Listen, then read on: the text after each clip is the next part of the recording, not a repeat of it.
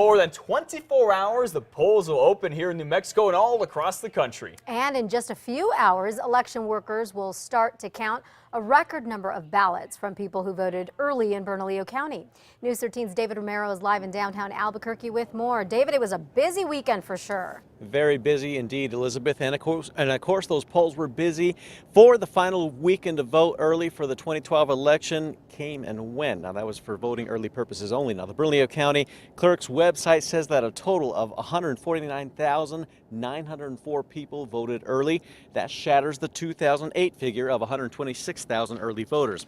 And the Secretary of State's website says a little more than 363,000 early voters hit the polls statewide. We should get updated numbers from that later today. Now, of course, these numbers don't include the absentee votes. Hopefully, if you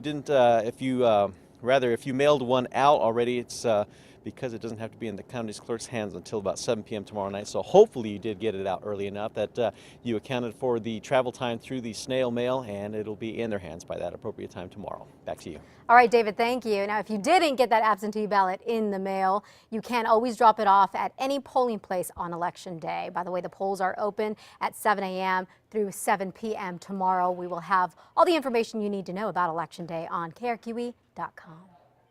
We could find out today if the Albuquerque City Clerk will allow dozens of votes to count after some Bernalillo County residents got the wrong ballot. Listen to this. Those who live at the Mobile Home Park Community Terra near Atrisco Vista and I-40 that cast their votes early discovered they had the same ballots as Albuquerque voters. Now, those ballots included issues like the minimum wage hike and the Paseo del Norte project on it. Now, it's all because of a mapping error that's been overlooked since 2005. I want to be part of, the decision making. It kind of makes me upset. I mean, would I have to move down into the city and pull up roots just so I can vote on issues that are desperately needed in this community? And that's an age-old question. I mean, I think. So Maggie Clerk, or County Clerk, I should say, Maggie Toulouse Oliver, who you just saw, says only voters who live in the Albuquerque city limits can vote on city issues. She says city questions will not be on the ballot for county residents as of tomorrow. And the U.S. Senate candidates Martin Heinrich and Heather Wilson will be in Albuquerque today trying to get last-minute votes. An Albuquerque Journal poll last week puts Congressman Heinrich 8 points ahead of Wilson, 50 to 42%. Heinrich says his polls has a margin wider. Now, Heather Wilson says her poll puts her neck and neck.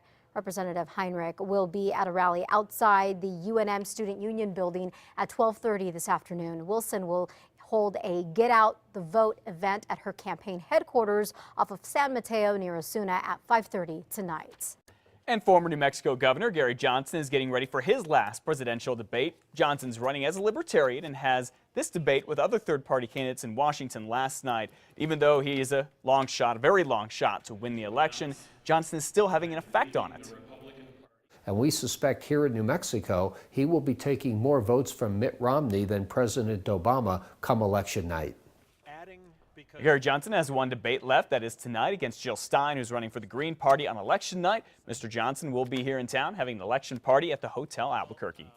If you're traveling on I-40 this morning east of Grants, your commute will be a little slower. A tanker explosion Saturday morning damaged part of the road. Here are some pictures that were sent in by viewers. Police say the driver, 33-year-old Dennis Pritchard, said he was heading east on I-40 when he heard a loud pop and then saw flames shooting out the back of his trailer. Now, crews say that they needed to repair both sides of the interstate. So the speed limit has been lowered to 65 until further notice. Wow. That's quite the fire there. All right, one man is thrilled to be waking up in his own bed in Albuquerque this morning after getting stuck in New York, being forced to ride out Superstorm Sandy. Take a look at the pictures that Paul Aiken took when he was trapped in New York last week. He lives here in Albuquerque and was there doing some work with his company, the Party Trolley. Well, the first thing Paul got was rain, a lot of it. Then he could feel his hotel swaying and was told he had to evacuate because that crane on the top could fall. That's when he was in the elevator and his heart skipped a beat or maybe even two. And he goes all the way up to our floor, which is the 25th floor, and then starts to free fall. And luckily, it only did it for less than a floor, but the feeling of just your stomach hitting your chest and thinking, I'm in this elevator and there's no way out, It's not a good feeling. That's a polite way to describe it, I bet. Well, Paul was finally able to get a flight out of New York on Thursday and make it back to Albuquerque safely. Things are looking up for New Mexico and tourism. More families are apparently choosing to come to the Land of Enchantment for their vacation. Now, according to the State Tourism Department, the number of visitors from around the country jumped by almost 5% from 2010 to 2011. More than 31 million people visited the state last year. That's the highest number since 2008. I tell you, that is good news. Yeah, I remember last year, the State Tourism Department started a new ad campaign to tell people outside this area that New Mexico is more than just this brown desert. Yes. Looks like it's working. Yeah.